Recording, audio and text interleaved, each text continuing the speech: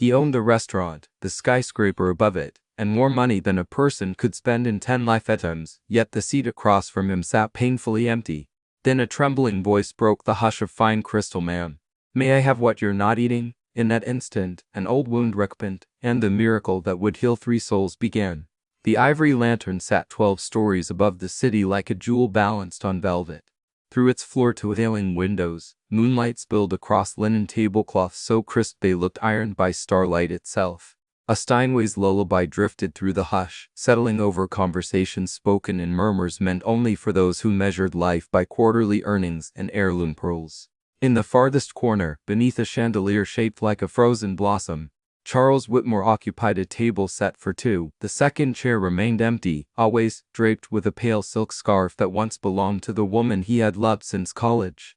Tonight marked 15 years since Margaret and their little girl, Rose, had taken the wrong exit ramp in a summer rainstorm and never come home.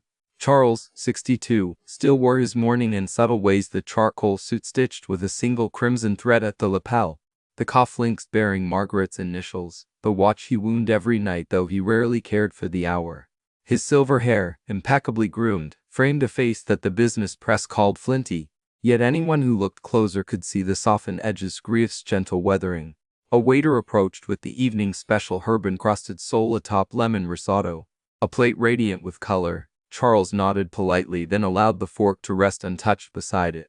Instead, he lifted his glass of Chateau Margaux, swirling it the way Margaret once had, watching the garnet liquid cling to crystal like reluctant tears.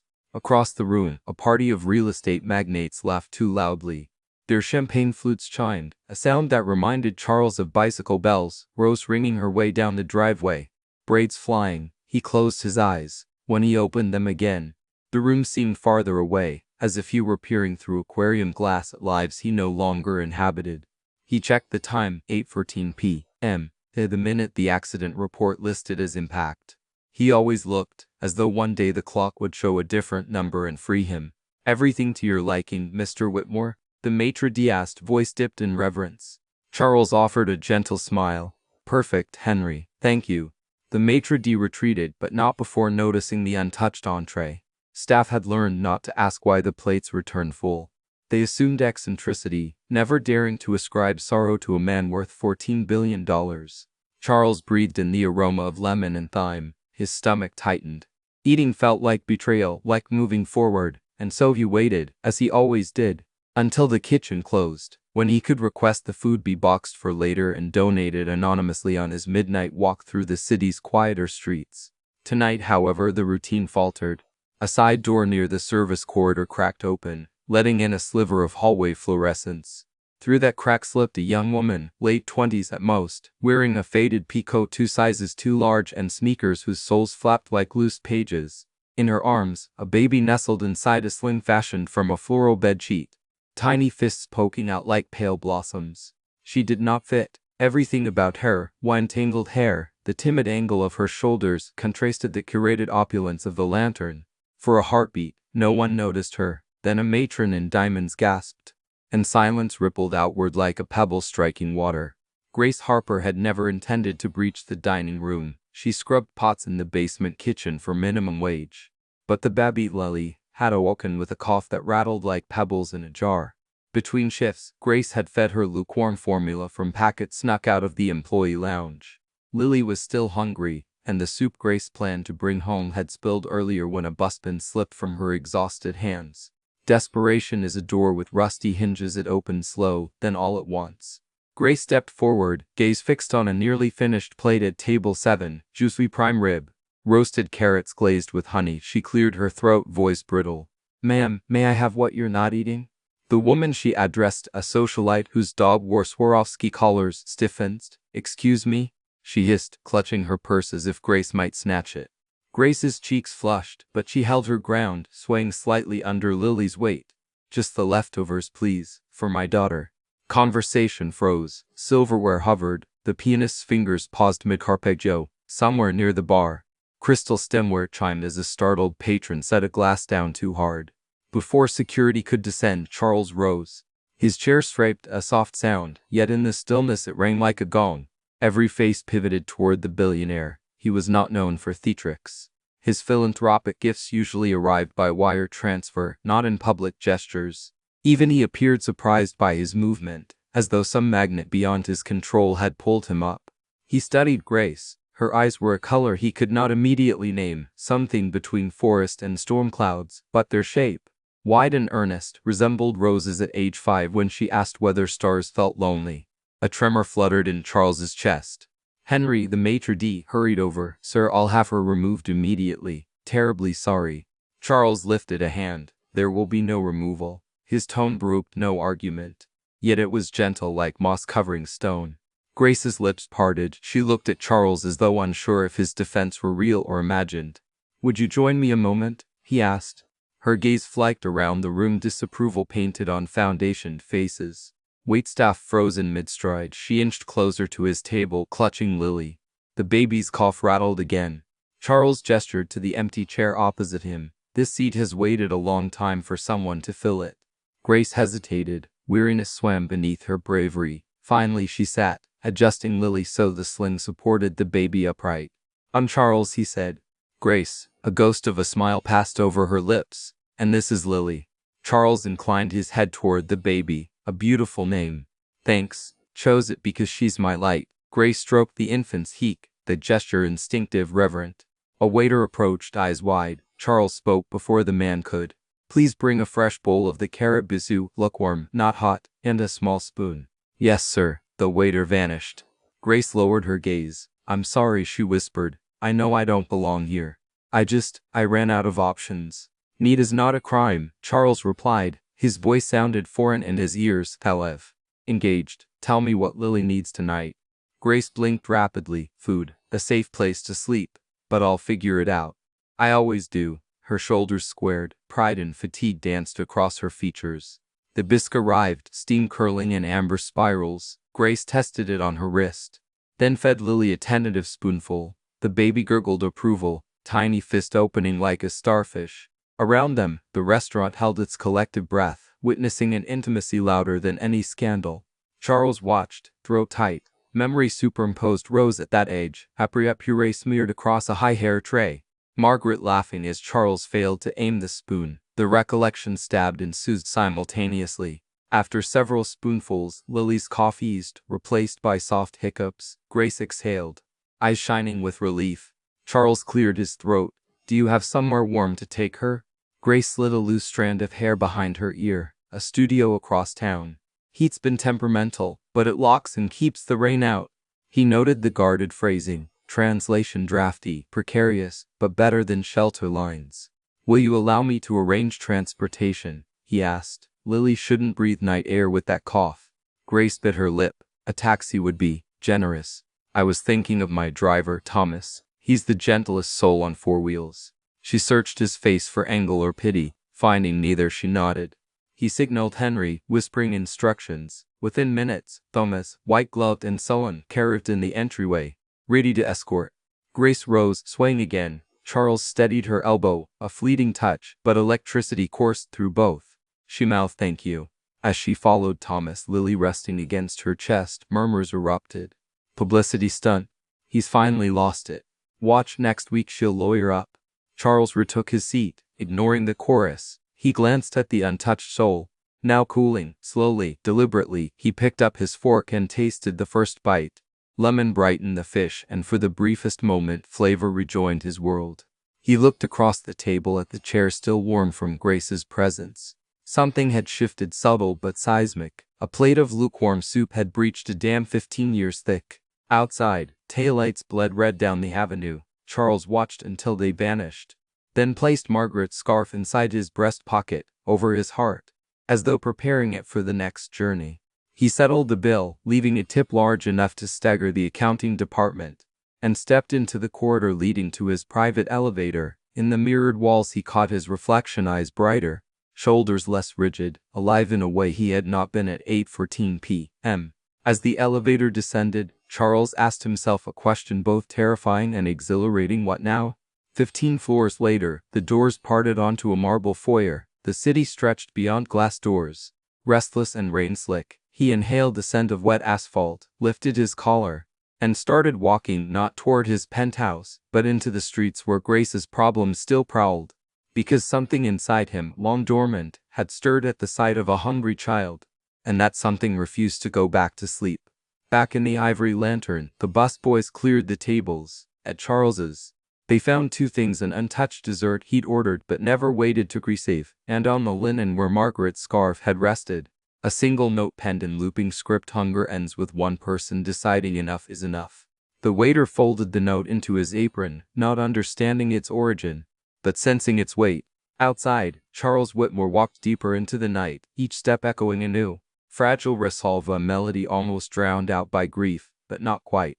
Somewhere ahead, he felt certain, Grace was laying Lily in a borrowed crib, praying the cough would stay quiet till morning, and he knew, with startling certainty, that tonight would not be the last time their paths crossed. The moon slid behind clouds, yet the city seemed brighter, perhaps because a man who had everything finally realized he still had something left to give. And in that realization, the empty chair was no longer a monument to loss. It had become an invitation. Grace woke to the thud of a delivery truck backfiring somewhere below the drafty window of her third-floor walk-up. The radiator hissed its usual protest, spitting lukewarm steam that fogged one pane but did little to warm the room. Dawn's first light traced a silver line across the ceiling, and for an instant the tiny apartment looked soft, almost tender, as if even the peeling paint understood what it meant to hold on one more day. Beside the mattress on the floor, Lily coughed in her sleep. The sound, wet, rattling, sent a ripple of dread through Grace's chest. She sat up slowly, back aching from another night of half-wakeful listening, and pressed a hand to her daughter's forehead. Cool, thank goodness, though her breathing still whistled faintly. Grace tiptoed to the kitchenette, a sink the size of a salad bowl, and a single electric burner. She measured powdered formula into a bottle, added boiled water from the dented kettle, and shook gently so the noise wouldn't wake Lily too soon. As she worked, she replayed the previous night: crystal glasses, chandeliers, the kind man with sad eyes. It felt dreamlike, a scene from a life that belonged to someone better moisturized, better rested.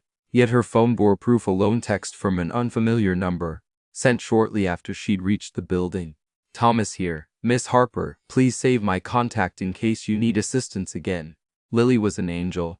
Attached was a small photo: Lily asleep in the car seat, a knit blanket tucked beneath her chin. Grace had stared at that picture until the battery died, astonished at how peaceful her daughter looked under leather upholstery and soft dome lights.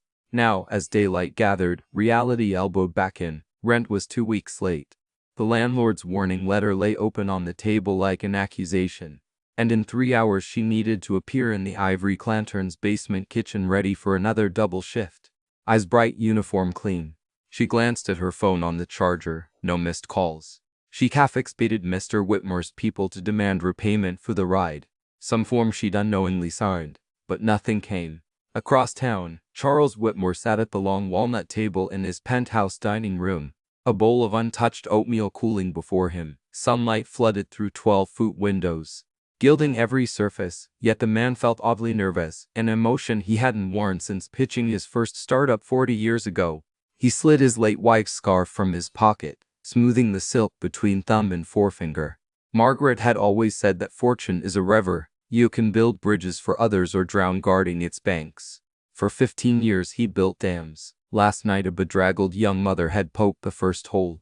He reached for the newspaper but couldn't focus. Instead, he opened his laptop and typed Grace Harper into a search bar.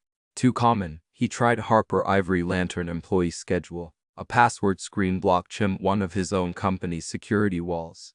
The irony made him huff a laugh. He closed the lid. If Grace wanted help, she would ask. If she didn't, he'd respect that. But he needed to know they'd reached home safely. He scrawled contacts until he found Thomas. Did you deliver Ms. Harper without issue? Seconds later, delivered safely, sir. Neighborhood is modest but seems secure. Charles typed, thank you, then added, if she ever requests a ride again, prioritize, I'll settle costs. Thomas responded with a simple understood. Charles pushed away from the table, oatmeal forgotten. A whisper at the back of his mind urged him out. Go walk.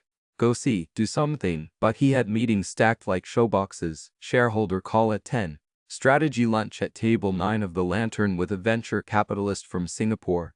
Site visit at 3. He rose, slipped Margaret's scarf into the inside pocket of his blazer, and told himself he'd just check the kitchen staff roster during lunch. Nothing more, a responsible curiosity, that's all. Grace clocked in at Nyepu, hard hammering from climbing the back stairs with Lily strapped to her chest. Daycare was a luxury for another lifetime. The kitchen smelled of truffle oil and lemon cleaner prep. Cooks chopped mountains of herbs, blades flashing. Chef Remy, a man whose temper smoked like dry ice, spotted her. "Harper, you're 2 minutes late." His accent sharpened on the vowels, slicing the air. "Apologies, chef," she said, slipping Lily into the portable bassinet she kept under the metal prep table. The baby blinked up at fluorescent lights unfazed. "Apologies don't julienne the shallots," he snapped. "Station 4 is drowning." Grace grabbed an apron, tied it tight, and fell into rhythm washing, dicing, sorting, while every tendon in her arms begged for mercy. She'd slept maybe 3 hours. Yet the work felt lighter today, buoyed by the memory of Lily's contented sighs after the bisque. Near noon, a busser delivered a message report to Table 9 at 12:30 sharp. Chef's handwriting, no explanation. Her stomach dropped. Table 9 was reserved for high-profile tastings with the owner. Mistakes made there got people fired. She wondered if someone had complained about the scene last night. A chill spread through her chest. At 12:25 she wiped her hands, smoothed wisps of hair under the cap, and rattled Lily against her hip. The maitre d' met her at the service door, expression unreadable. "This way," he said, guiding her through the corridor up to the dining floor. Noon light poured through skylights, tables gleamed, patrons in tailored suits glanced over their menus, while servers glided between them like chess pieces. Table 9 sat near a curved window overlooking the city gardens. Charles Whitmore already occupied the far chair, a single tulip in a crystal bud vase before him. He stood when he saw her. Grace stopped short, pulse ricocheting. She looked down at her floor-smudged sleeves, then at Lily nibbling the collar of her conces. I was told Chef needed me," she stammered. "If this is about last night, I'm so sorry." Charles offered a gentle smile. "Chef Remy indeed requested you at my insistence." He gestured to the seat across. "Please." Grace shifted, torn between obedience and suspicion. "Sir, I'm on shift. I spoke with the chef. You have a 30-minute break." The maitre d' produced a high hair from nowhere, setting it beside Grace's seat. Lily squealed, delighted by the new throne. Grace sat gingerly. "Mr. Whitmore, I can't imagine why." He raised a hand. "First, call me Charles. Second, this is not charity. I need honest feedback from someone whose palate isn't jaded by excess." She frowned. "Feedback?" A server appeared, placing bowls of butternut soup garnished with cream fraiche and toasted pepitas. Another set down 2 small plates of pan-seared trout with asparagus ribbons. A warm bread basket followed. Charles picked up a spoon. "I asked Chef Remy to prepare our new seasonal lunch menu. Investors will taste next week, but they never tell the truth. I thought perhaps you would." Grace blinked. "You want my opinion?" She looked at the fragrant soap, velvety orange, steam curling like question marks. "Yes," he said simply. "Tell me if it's worth serving." Ears of survival instinct screamed to keep quiet, yet the invitation felt sincere, and Lily was happily thumping her hands. Grace tried a spoonful. "Nutty, smooth, but it's a touch too sweet," she said before nerves could muzzle her. Charles's eyebrows lifted, pleased. "What would you adjust?" "A squeeze of lemon, maybe a pinch of smoked paprika for depth." He nodded, made a note on a card. "Next, the trout, crispy skin, delicate flesh." Grace tasted. "Lovely, but the asparagus is under-seasoned." Charles scribbled again. "No offense, no egoist curiosity." Across 30 minutes, they dissected 4 dishes. Grace relaxed, speaking with the confident cadence of a woman who'd watched masters cook for years. Food, she realized, was one language she still felt fluent in. Halfway through, Lily let out a cough. Grace dabbed her mouth and offered water. Charles watched with a softness that tugged at something long asleep in her. When the plates were cleared, Charles handed her a folded envelope. She froze. "Mr. Harles, I can't accept." "It's not money," he said. "Open it later." Her break was nearly up. She rose, dipping a nod. "Thank you for trusting my taste buds." "Thank you for lending them," he replied. "May I walk you back?" Grace hesitated. "Kitchen's a war zone right now. Best you stay clear." He chuckled. "Understandable. Then I'll see you another time." She gave a small smile and returned to the service corridor, heart light yet unsettled. Behind her, diners whispered. Grace finished the shift past midnight. A wedding party had ordered oysters until the ice melted twice.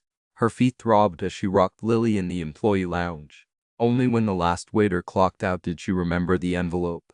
Inside she found a single business card: Whitmore Culinary Scholarship Program. On the back, a note: applications close Friday, no private advantage offered, comely encouragement. You have the palate and the passion, consider applying, EC. Grace's throat tightened. Culinary school, she dreamed of it back when life felt spacious. She traced the embossed logo, picturing stainless steel classrooms, polished knife rolls, Lily toddling down dormitory halls. Impossible fantasy, surely. Tuition alone could rent her apartment for 8 years. She slipped the card into her pocket, snuffed the hope before it grew teeth, and bundled Lily for the walk home. Across the city, Table 9 sat in darkness, yet it still hummed with the echo of Grace's laughter. Quite surprised, real. Charles lingered in the doorway long after staff left, replaying every expression that crossed her face when she tasted soup. He felt like a gardener who'd glimpsed the first green shoot after a savage winter. Back in his study, he opened the file he'd had legal draft that afternoon. Grace Harper, preliminary trust proposal.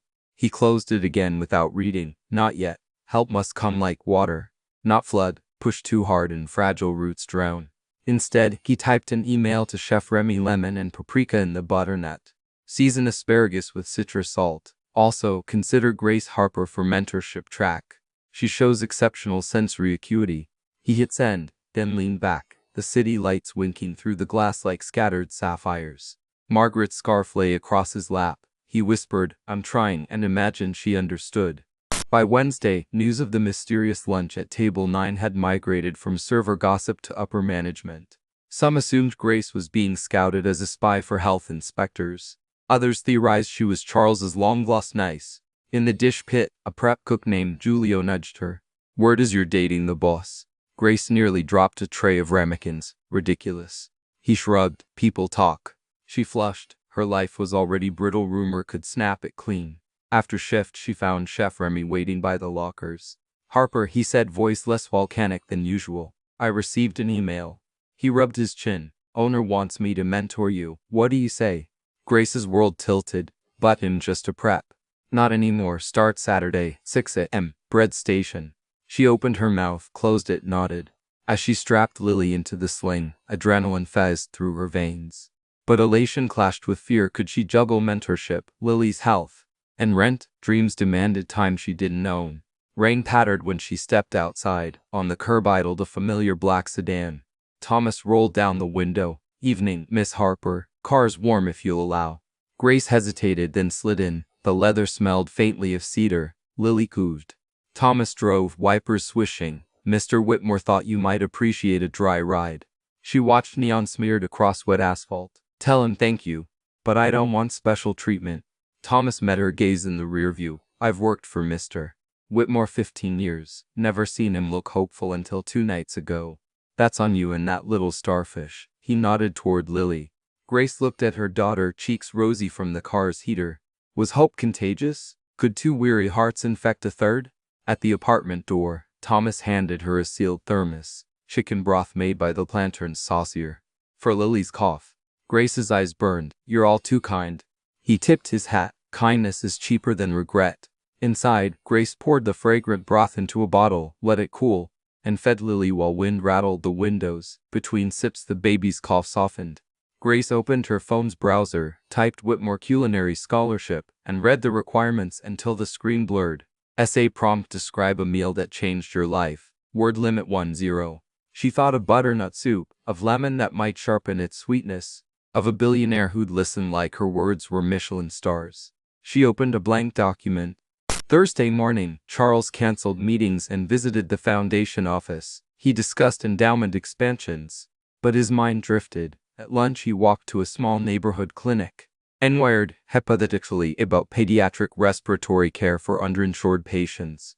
Treatable, the doctor assured, proper antibiotics, warm environment. The words eased his mind yet knotted his resolve tighter. Lily needed better insulation than cracked plaster and a temperamental radiator. Back at headquarters, he summoned his real estate director. Locate suitable 2-bedroom units near public transit. He instructed, anonymous leaseholder, pet-friendly in case of a hypothetical future goldfish. He smiled at the man's confusion. Friday, Grace turned in her application 5 minutes before the deadline. She'd written about a bowl of soup served under chandeliers, about how sweetness without balance leaves the heart wanting. She didn't name Charles, but his presence infused every sentence. That night, she found a notice taped to her door: eviction proceedings to begin Monday. The landlord's patience had evaporated with the fall rent hike. Grace sank against the doorframe, Lily heavy against her chest, terror clawed at her throat. Her phone buzzed. Charles calling. She almost declined, pride raw, but answered. "Grace, I hope it's not too late." His voice carried a quiet urgency. "I wanted to wish you luck with the scholarship." She swallowed. "Thank you, but I have bigger fires now." The words spilled out. "No days. Rent, nowhere to go." Silence. "Then may I help?" "No." It came too fast. Reflexive, she softened. "I can't keep leaning on you. People already talk." A hiccup of a laugh. "They think I'm your secret lover." He chuckled. Flattering gossip, but irrelevant. His tone gentled. "Grace, I lost my family because fate is cruel. If I can keep yours safe, let me." Tears pooled. "I don't want to feel like charity." "You aren't. You are a teacher. Last night I tasted the soup with lemon and paprika. Transformative. You gave me that." A beat. Wind howled outside. Lily stirred.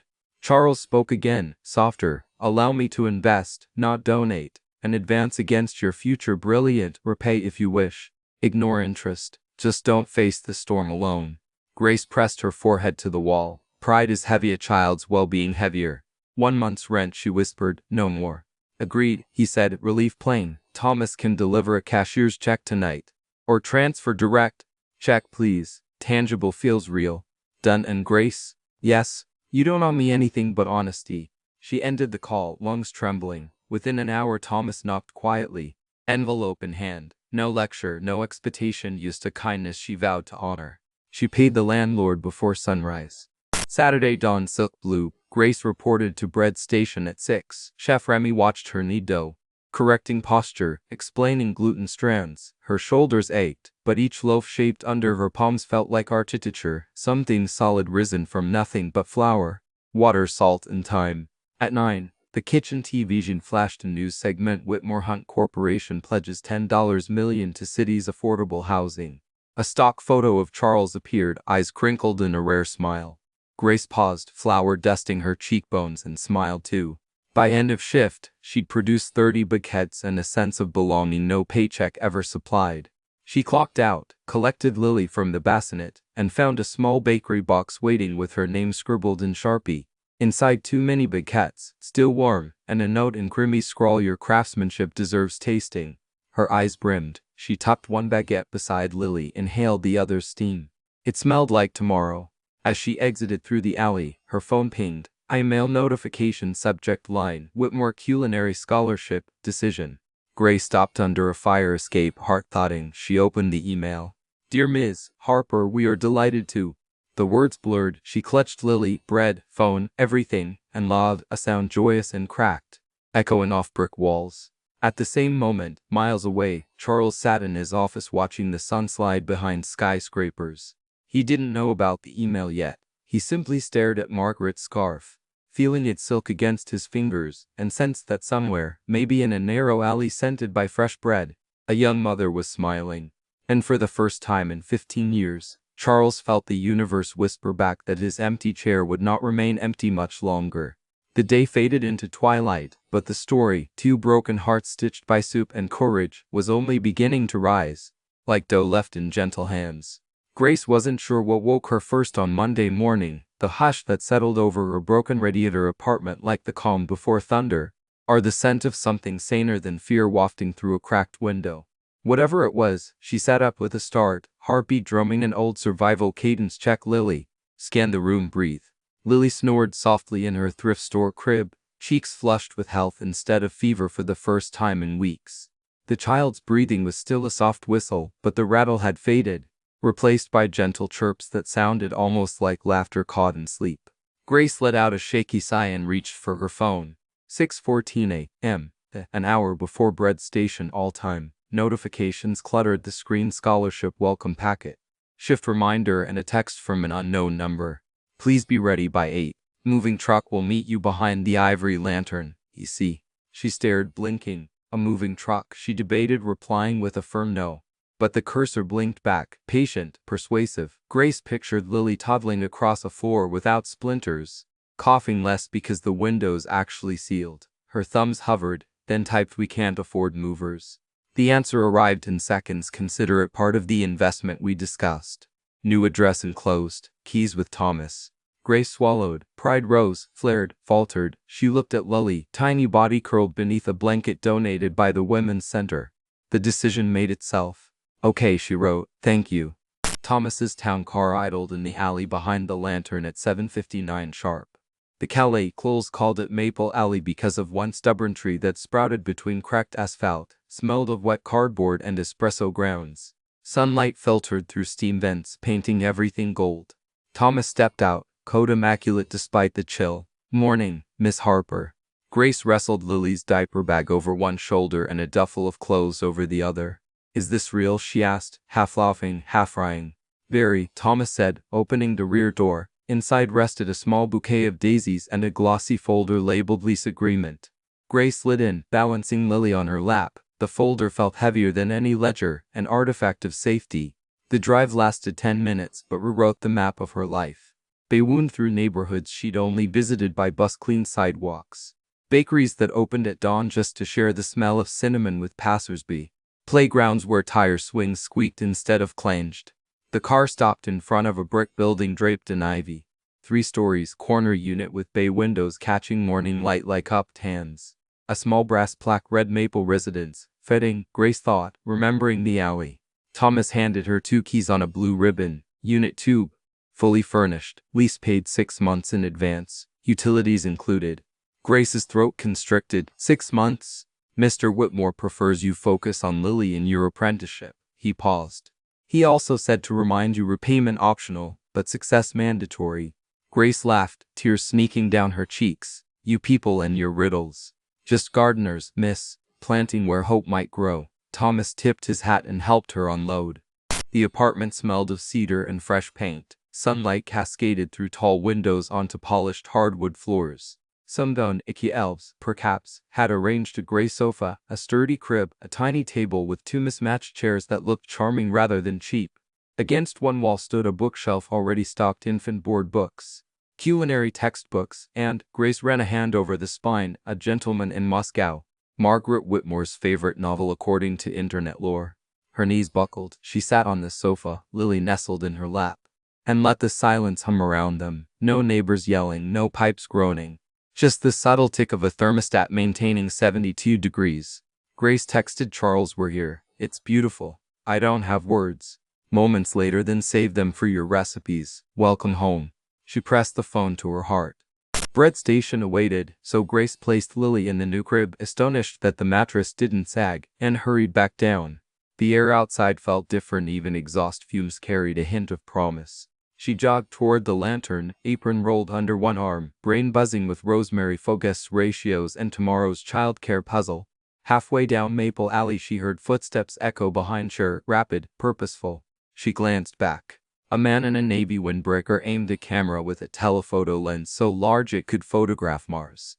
The shutter clicked like hailstones. Grace froze. "Excuse me, who are you?" He lowered the lens, smile thin. "Rick Donovan, Daily Metro." He flashed a press badge. "Care to comment on your relationship with billionaire Charles Whitmore?" Her stomach dropped. "No relationship. I'm just an employee. Moved into a Whitmore property this morning. That's quite a perk for just an employee." More clicks. "Tell readers how you captured his heart at table 9. Blood rushed in her ears. "Please leave me alone," she said, turning. He kept pace. "Is it true he's funding your culinary dreams in exchange for private tastings?" The insinuation dripped. Grace spun, anger flickering. "Back off." Before he could fire again, a new figure interrupted. "Thomas, expression granted." "Step away, sir." Donovan smirked. "Public sidewalk. Newsworthy subject." "Correct," Thomas said, "but slander is costly." The photographer hesitated, then retreated, lens still trained, retreating shots echoing down the alley. Grace's pulse hammered. "How did you?" "I prefer to tail my assignments until they're safely inside," Thomas said. "Old chauffeur habit." She exhaled shackily. "He took pictures of Lily this morning." Shame and fury tangled in her gut. "I'll alert Mr. Whitmore's counsel." Thomas offered a reassuring nod. "Focus on dough." I'll handle Dow heads. He winked, first humor she'd seen from Chim, and guided her to the service entrance. Kitchen heat greeted her like a forge. Flour flew, timers beeped. Steel bowls flanged. Grace washed hands, donned apron, and joined Chef Remy at the marble counter. "You're late," he clipped, though his eyes softened when he saw her flustered face. "Photographer trouble," she said. He grunted. "Press sharks smell money and misery." He handed her a bench scraper. "Focus, score these petards 3 inches deep, 45-degree angle. Bread doesn't care about gossip." Grace inhaled, exhaled, and found the rhythm soar, sprinkle, slide into steam oven. Each loaf expansion felt like a tiny victory over madness. Remy observed. "Good, you slice anger into the rust, gives flavor." He moved closer, voice lowering. "I heard you won the scholarship." Grace's hand jerked, nearly marring the next loaf. "Word travels fast. Quicker than salmonella." He smirked. "You'll attend evening classes next month. I've a written schedule so you train under me days, study nights." Her breath caught. "You did that?" "Investing in talent isn't charity. It's insurance for my legacy." He returned to his station. But Grace caught something fatherly in the brusque tone. By noon, the press incident had circulated among staff. Some offered high fives. Others side-eye. A hostess whispered, "Better you than me," as Grace passed. But the dough taught her to let noise rise and fall. Only the crust mattered. Across town, Charles reviewed market reports, though his mind anchored in Maple Alley. At 10 a.m., his assistant buzzed. "Sir, we have a situation. Daily Metro preparing a human interest expose on you and a mystery woman." "Name?" "Rick Donovan." Persistent. The assistant paused. "Legal wants guidance." Charles straightened the silver frame of Margaret on his desk, her smile eternal. He thought of Grace's pride, of Lily's fragile lungs. "Draft a statement," he said. "Emphasize Ms. Harper's talent and scholarship merit. No personal commentary. Offer one photograph, professional, respectful, of the scholarship ceremony next month." "Understood." The assistant added, "Shall we threaten litigation?" "Not yet. Light first, then heat." He closed the call, fingers steepled. After shift, Grace hurried back to Tube. She found a small parcel outside the door, brown paper.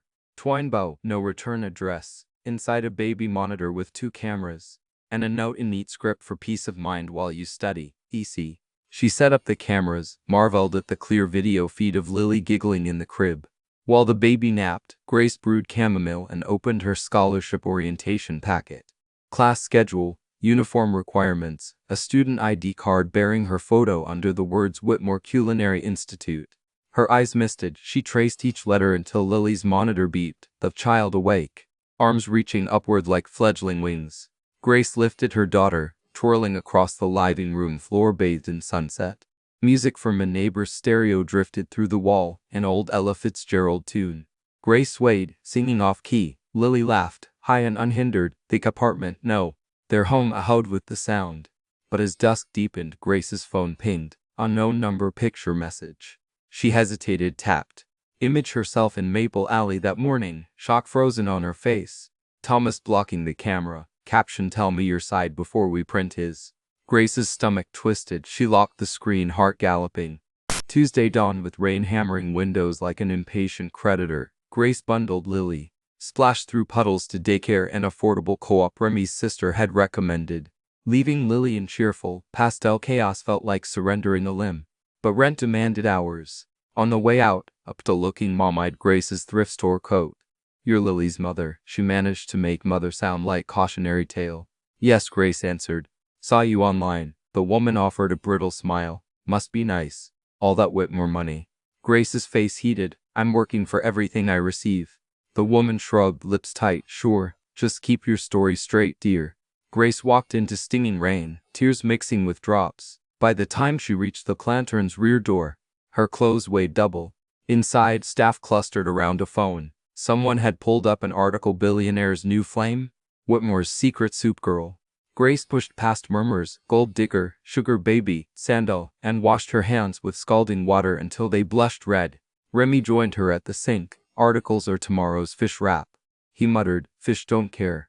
She managed a nod. Hours later, Chef called a break. Grace escaped to the roof. Rain easing into mist. She dialed Charles.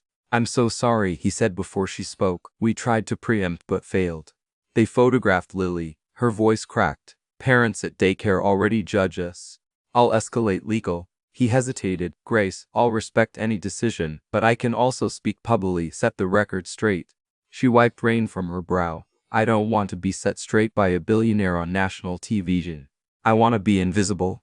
He fell silent. Understood. What would help? She looked at city lights winking through fog. Time, courage, a thicker skin.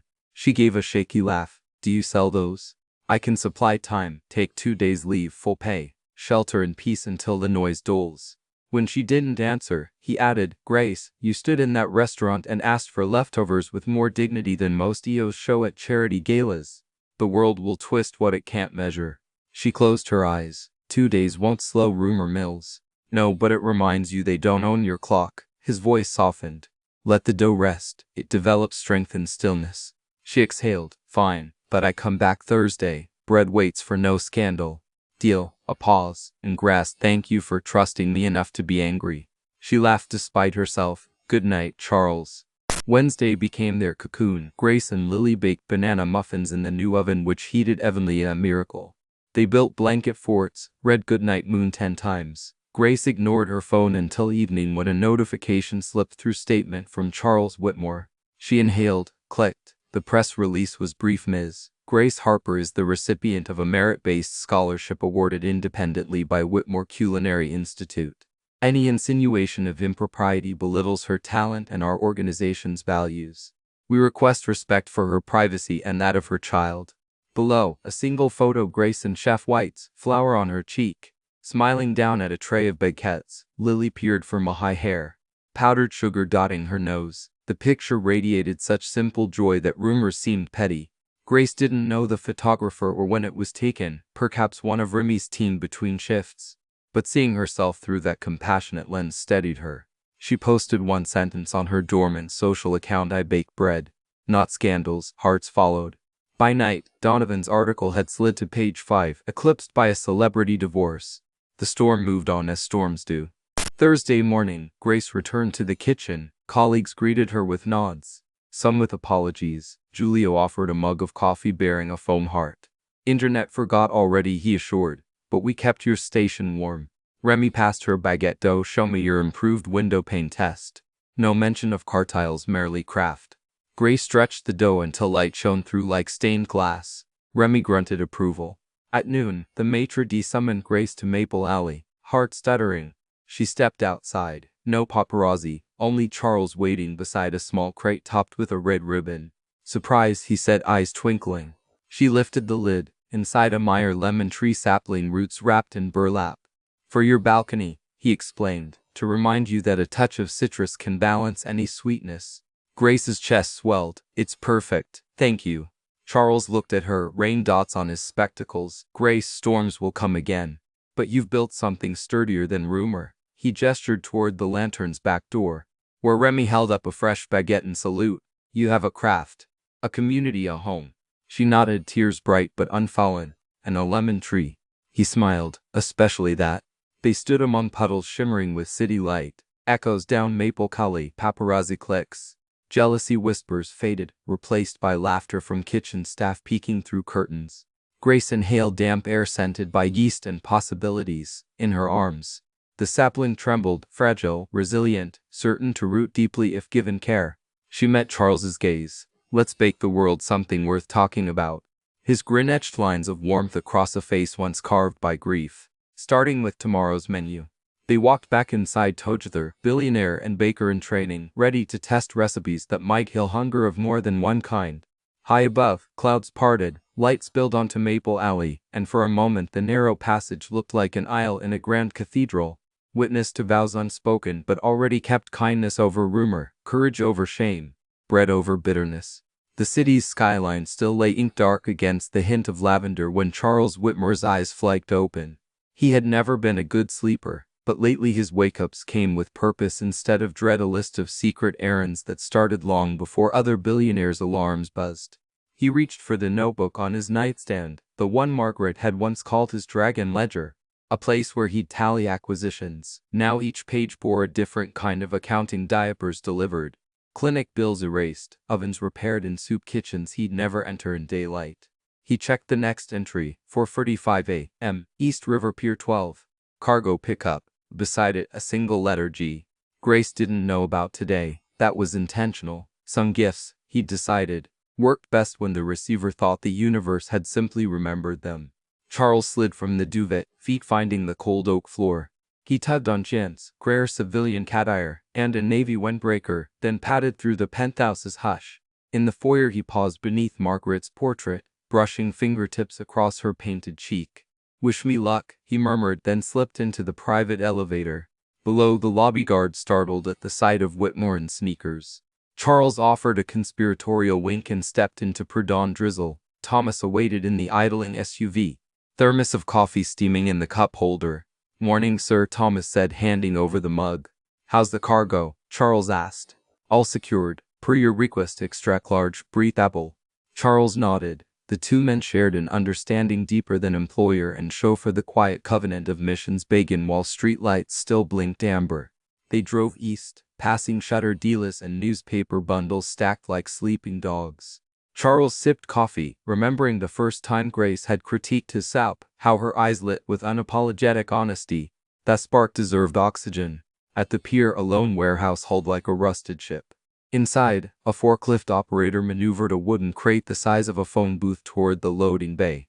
The foreman waved paperwork. Charles signed without fanfare. Money had already moved 2 days earlier. Contents: one Camarial-grade proofing cabinet, temperature-controlled, stainless steel, a machine Remy had coveted yet deemed budgetary fantasy. Charles watched as workers slid the crate into the SUV's cargo trailer. Rain drummed on the metal roof like impatient applause. "Back to the Lantern?" Thomas asked. "Rear entrance, chef arrives at 6. They drove in comfortable silence. Charles scrawled his phone, scanning hospital donation receipts. The pediatric wing Lily would never need, but countless other children might. He forwarded the confirmation to his foundation team with 2 words: quiet release. When the SUV eased behind the ivory Lantern, dawn's first streaks tinted clouds pale rose. Kitchen lights glowed through high windows. Grace wouldn't begin her shift until 7. But Remy always arrived early to wage war with yeast. 2 sous chefs stepped out for a smoke break, startled by the trailer. Charles touched a finger to his lips. "Let's surprise him." They grinned, delighted by mischief that might earn them bragging rights. Together they wheeled the crate onto the loading dock. Remy burst through the door a minute later, apron already powdered with flour. "What in blazes?" he barked, then saw Charles. "Early delivery," Charles said casually. Remy circled the crate, reading the label. His eyebrows shot upward. "You bought me a Rinaldi Pro fermenter?" "For the bread program," Charles corrected. "Consider it an investment in steam, structure, and the souls of tomorrow's baguettes." Remy's eyes glistened, not a word one associated with the volcanic chef. He cleared his throat. "This will cut proofing variants by half. We'll hit the scholarship menu launch on schedule." Charles smiled. "Then I'll leave you to it." Remy stopped him. "You understand bread is patient, yes. It teaches by waiting." "I'm learning," Charles said, thinking of Grace, slowly.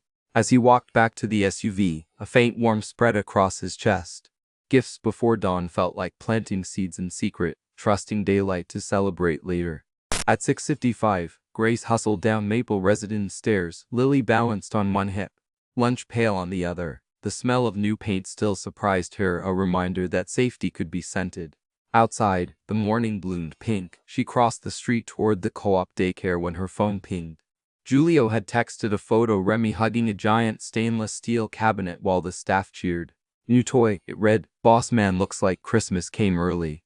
Grace laughed. She typed back, "Better be ready for baguette marathon." She deposited Lily, promising to return with a fresh dinner roll, then jogged the 4 blocks to work. In the alley she found Remy practically vibrating with glee.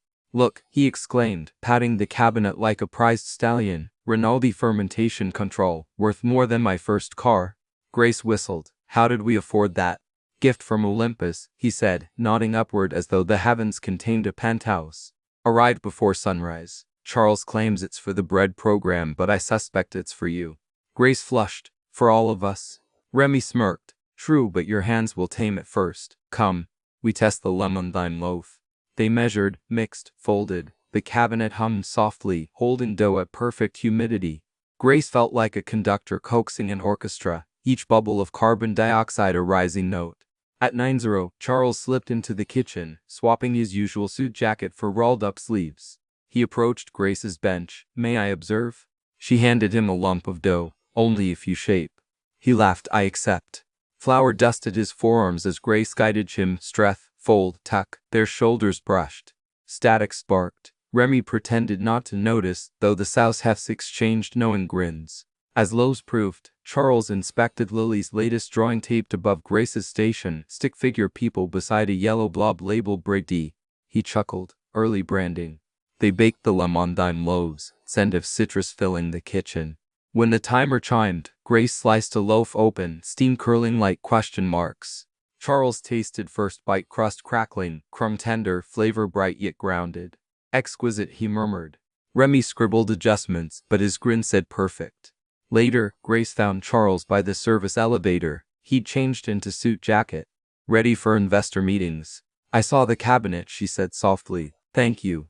He shook his head. Thank you for making it sing. Grace noted flour still clinging to his cuff, reached to brush it off. Then froze, coverly intimate. He didn't flinch. Their eyes met. Pulse quickened. The elevator dinged. An assistant called his name. Moment broken. Charles stepped in. But as doors closed, he whispered, save me a slice for lunch. Grace stood there, heart thudding like dough against counter.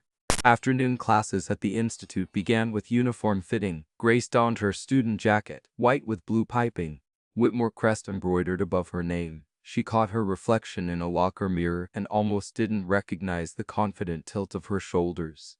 Lecture covered food safety labs focused on classic mother sauces. Grace whisked Behemo while swapping banter with classmates decades younger. When she shared tips learned under Remy, they scribbled notes. Respect warmed her cheeks. During break, a girl named Ava asked, are you really the woman from the article? Grace steadied her ladle. Depends which article. The one calling you soup girl. They made you sound legendary. Ava grinned. Legends here in our cohort hall. Grace exhaled. Not villain, not sandal, legend. Perspective pivoted. Evening fell. She walked home, muscles buzzing with exhaustion and achievement. At Tube, she found another parcel, a small clay pot, soil, and a handwritten card for the lemon tree, a companion of sweet basil. Freshness to guard your doorstep, AC. Grace laughed aloud. At this rate, we'll have an herb garden by June. She placed the pot beside the sapling on the balcony. City lights flickered, and in their glow the leaves looked almost translucent, life trusting in nurture. Over the next week, dawn deliveries continued. Tuesday, a set of chef knives engraved with Grace, balanced perfectly in her grasp. Wednesday, a trolley of children's books left outside the daycare, inscription inside each for Lily, who reminds us stories feed growing hearts. Thursday, a voucher slipped under her door, 10 sessions with a pediatric respiratory therapist. Each gift carried no sender yet spoke in Charles's gentle code: invest. Not pity, empower, not overshadow. Grace responded with her own quiet offerings. She left a slice of banana bread wrapped in parchment on the back seat of the SUV with a note for Thomas, the steering angel. She placed a small potted succulent on Charles's office reception desk, a reminder plants thrive even in glass towers. And one morning she couriered a sealed jar of sawdust starter labeled begin again to the penthouse. No signature required. Charles, amused and touched, fed the starter nightly, texting updates like proud parent day 3, bubbles vigorous. Their exchange formed a language of things unsaid. Both knew boundaries existed, public scrutiny, the fragile asymmetry of wealth, but gifts before dawn operated outside daylight judgment. Yet outside their bubble, tremors gathered. Rick Donovan, humiliated when his article fizzled, began digging. He filed a FOIA request on Whitmore Foundation grants. Sniffed for irregularities. He staked out Maple residents at ungodly hours, camera ready. One pre-dawn Friday, as Charles and Thomas delivered a shipment of organic produce to a women's shelter, Donovan tailed them. From a shadowed doorway he snapped photos, billionaire unloading crates, exchanging hugs with residents. Kindness didn't sell, scandal did, so he zoomed in on Charles's wristwatch, worth more than the shelter's entire freezer, and crafted a narrative photocop philanthropy. Before noon, headlines surfaced: Whitmore's welfare sideshow, window dressing for his mistress. Grace saw the notification while rolling bouquets. Heat flooded her face. She stormed to the alley for air. Julio followed. Ignore trolls, he urged. But doubt not. Would every act of kindness become ammunition? Lily deserves stability, not tabloid crossfire. That evening, Grace sat on her balcony, knees hugged to chest. Lemon leaves rustling, she dialed Charles. He answered, voice weary. I imagine you've read. Yes, silence stretched. Why do you keep doing this if they twist it? He sighed. Because children still need produce. Bread still needs proofing cabinets. Donovan's lens doesn't change that. She closed her eyes. I'm scared it'll hurt Lily. So am I. A pause vulnerable, but fear is a compass points where stakes matter. Grace breathed in city air flavored with basil. Then we push on? Together, he said. The word hummed like dawn's first star, faint, but enough to navigate by. Saturday marked the Clantern's annual sunrise brunch. VIP donors invited to taste the new menu. Remy thrummed with nerves. Grace would present the bread course. She arrived at 3:30 a.m. heart pounding. In the alley, she found a wrapped box labeled for bravery. Inside a pair of sky blue clogs, professional, cushioned, her size exactly. A sticky note read, "May your steps never ache from carrying so much promise." See. Grace slipped them on, rolled shoulders, and entered the kitchen with newfound lift. The brunch unfolded flawlessly. Lemon thyme bread garnered ovations. A food critic scribbled superlatives. Grace spotted Charles at a corner table, eyes shining with pride behind gold-rimmed spectacles. After service, staff gathered for debrief. Investors approached Grace, praising her bright palette. One offered a summer internship in Napa. She stammered thanks, mind spinning. As the crowd dispersed, Charles approached, handing her a linen napkin. Inside lay a delicate silver bracelet adorned with a single wheat motif. He spoke softly, "A token, not a headline. Wear it only if it feels like you." Grace fastened the bracelet. It fit as though waiting for her wrist all along. Late afternoon, she walked home beneath the sky-striped coral, near Maple Residence. A familiar silhouette leaned against a lamppost. Rick Donovan, camera slung like a weapon. He straightened. "Nice shoes, Chef Harper. Corporate gift." Grace held his gaze. "Earned through hours kneading dough. Feel free to quote that." He smirked. "Public loves a working-class hero. But what happens when Cinderella weds the prince? Story ends, audience moves on." She stepped closer, voice low. "I'm not your story. Find another plot." Donovan lifted his camera. Flash popped. Grace didn't flinch. She turned, climbed the steps to tube. Pulse steady. Inside, she bolted the door, leaned back, exhaled. On the coffee table lay today's true headline, Lily's first crayon masterpiece, 3 stick figures outlined in orange, holding hands beneath a lemon tree. Above them, she'd scribbled a single word she'd learned that morning, family I. Grace traced the letters, tears pricking. Quiet gifts before dawn had woven safety nets invisible to tabloids but tangible to a child's heart. She knelt, scooped Lily up, and whispered, "Whatever they print, this is our truth." Outside, evening dimmed. Somewhere, Charles fed sourdough starter, thinking of them. Tomorrow held fresh challenges, fevered midnights, unseen angels. But for now, 3 souls rested within the hush gifted by early morning acts of love. And if the world ever asked how a loaf of bread could rewrite destinies, Grace would answer, it rises in the dark, quiet and sure, long before anyone believes. The first sign was a whimper, small, mouse-soft, coming from Lily's crib at 11:47 p.m. Grace, deep in her culinary theory homework, looked up from her notebook. The apartment was quiet except for the rain pressing against bay window glass like restless fingertips. She listened, silence, then another whimper, sharper, followed by a cough that scraped like sandpaper. Grace pushed back her chair, heart quickening. The pediatrician had said Lily's lungs were improving, but coughs had a way of hiding trouble behind lullabies. She padded to the bedroom where a night light painted the walls lavender. Lily tossed under her giraffe blanket, cheeks flushed a furious pink. When Grace laid a hand on her forehead, heat pulsed through her palm. "Sweetheart," she whispered. Lily's eyelids fluttered, eyes glassy with fever. A third cough rattled her small frame. Grace fetched the digital thermometer from the bathroom drawer, one of Charles's quiet gifts. Still in pristine condition until now, she placed it beneath Lily's arm, humming somewhere over the rainbow to soothe them both. Beep, 103, 6th. Grace swore under her breath. She had children's acetaminophen in the medicine cabinet. But at that reading, cover 103, Pertul said hospital, not home remedies. If the fever spiked further, seizures could follow. She glanced at her phone at 11:59 p.m. The co-op clinic they used closed at 9. The public hospital was notorious for 8-hour waits unless your vitals hit red alert. She texted Giulio for advice. He had 3 kids and knew every urgent care center within 8 miles. No response. Middle of the night.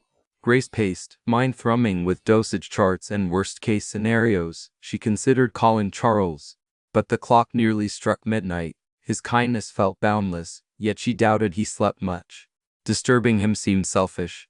Then Lily whimpered again, longer, weaker, and the decision snapped into focus. Pride was negotiable. Lily's breath was not.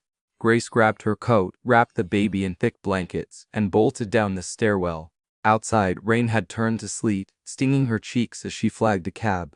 "Children's are St. Vincent's," she said. The driver glanced in the mirror, saw Lily's flushed face, and pressed the accelerator without another word.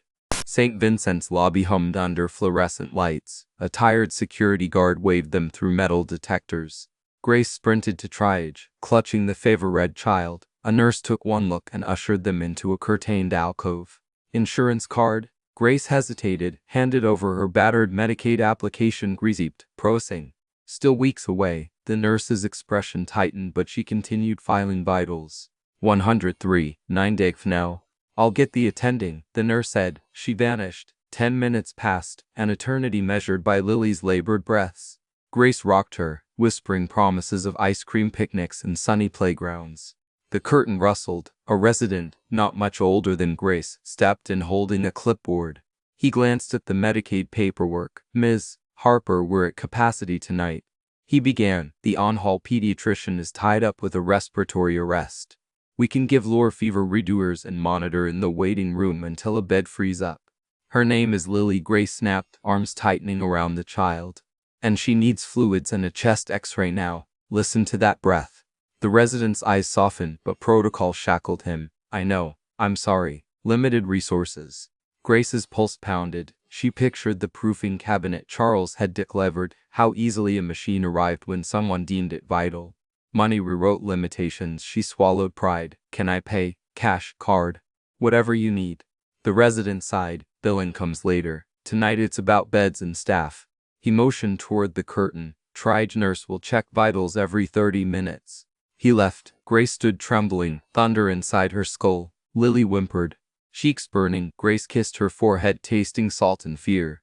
She texted Charles with shaking thumbs. "Lily 103, 9, are full. They won't treat us. Help." Red receipt appeared in seconds, though midnight had turned the phone's clock crimson. 3 dots bubbled, stopped, bubbled again, then "On my way. Hold tight." Grace sagged onto a plastic chair, tears pricking. She hated needing rescue. Hated that Lily's well-being hinged on connections instead of protocols designed to serve all. Yet relief flooded her veins. Across the city, Charles tossed aside contracts, yanked on slacks and sweater, and rang Thomas. "We're leaving now," he said, already in the foyer. Thomas arrived in 5 minutes flat. Rain hammered the windshield as they carved through deserted avenues. Charles's mind replayed Lily's giggles in the bread room, the way she called baguettes bagot, and an old memory of Rose fighting a similar fever years past, oxygen mask too large for her doll-like face. The weight of that flashback pressed until breath hurt. "We will get her help," Thomas said, as if reading his thoughts. At St. Vincent's, Charles strode through sliding doors, sleeves still dusted with dried starter from evening feeding. Security recognized Jim Gala donor last winter and stood aside. No back search. He spotted Grace in the waiting area, Lily limp on her shoulder. She looked up, eyes haunted. "They said no beds," Grace whispered, voice cracking. Charles approached the triage desk. "Which attending is overseeing pediatric intake?" he asked calmly. The nurse glanced up, startled. "Dr. Hines, sir, visiting hours."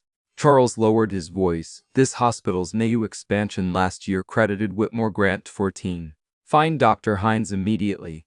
Her eyes widened. She picked up the phone. Within 4 minutes, a middle-aged pediatrician jogged over, silver hair escaping her bun. "Mr. Whitmore, I didn't realize." Charles stepped aside, gesturing to Grace. "Patient first." Dr. Hines knelt, stethoscope poised. "Tell me everything, Mom." Grace rattled facts: time of fever, cough history, daycare exposures. The doctor's brow furrowed. "We'll start broad-spectrum antibiotics and respiratory therapy. Let's move her to room 4. 2 nurses appeared with a gurney. Grace laid Lily down, heart bruising at the child's whimper. Charles squeezed Grace's shoulder. "I'll handle paperwork." "You already did," she murmured, tears streaking. Room 4 radiated harsh light. Machines beeped. Lily's tiny arm accepted an OV. Tape looked massive against her skin. Grace perched on a stool, refusing to blink. Dr. Hines ordered a chest x-ray, suspecting early pneumonia. After the staff left, Grace exhaled. Charles stood near the doorway. hands in pockets, out of the way but present, an anchor. I should have left daycare the moment she sneezed, Grace said, voice hollow. You're a brilliant, attentive mother, Charles replied. Fever happens. Yes, but mothers in tabloids can't afford mistakes, she whispered, head in hands. He crouched to eye level. Tabloids hold no power in this room. Only Lily's body and the people who love her. Grace met his gaze, steadfast, unwavering. In that sterile space, she saw not a billionaire but a father haunted by loss, choosing courage over comfort. Lights dimmed as night deepened. Monitors glowed green. Grace hummed nursery songs. Charles pulled a chair beside her, silent sentinel. At 2:06 a.m., Dr. Hines returned with x-rays. Early pneumonia. Right lower lobe. Good news, we caught it fast. She'll need IV antibiotics and a breathing treatment every 4 hours. Temp already down to 101.8. Grace sagged in relief. The doctor smiled. You did the right thing bringing her in. Charles closed his eyes, gratitude flooding. Hours blurred into watery gray dawn. Nurses drifted like unseen angels, adjusting drips, suctioning, humming comfort songs. Grace dozed upright, hand on Lily's belly. Charles stepped into the hallway to stretch, rubbing stiff neck. He checked his phone. Messages piled. Board members, foundation staff, pure. He ignored most. But one from Donovan caught his eye. So this is your simple scholarship, midnight hospital takeover? Public loves hypocrisy. Charles deleted it. Lily's breathing had improved, nothing else mattered. He headed to the vending machines, but the fluorescent glow revealed Remy approaching in full chef whites. Hair still mussed from bed. I came as soon as Julio told me, he said. Charles blinked. How did you? Kitchen vines. Remy held a warm paper bag, croissants just out of oven. Figured hospital coffee tastes like punishment. Charles smiled gratefully. They returned to room 4. Grace stirred as buttery aroma filled air. Is that real pastry? She asked, eyes red-rimmed but sparkling faintly. Your mentor does not allow hospital nutrition to ruin palates, Remy declared, setting the bag on a side table. Grace tore a croissant, steam curling, butter scent softening sterile air. She offered a piece to Charles, then to Remy, who blushed and waved it off. In the monitor's glow, the three shared breakfast in sacred hush, an unlikely communion of dough, grief and hope.